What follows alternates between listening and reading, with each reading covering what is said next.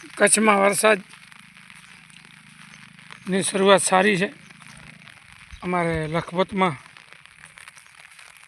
રાતથી વરસાદ ચાલુ છે. ઝીણો ઝીણો ઝીણો એકદમ સારો.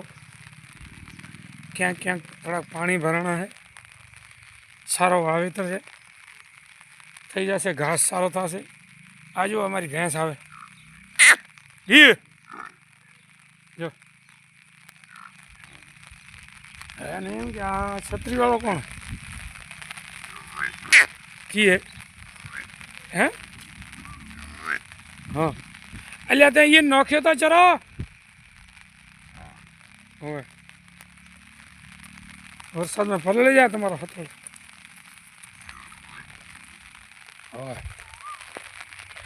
બહુ સારી વરસાદ છે.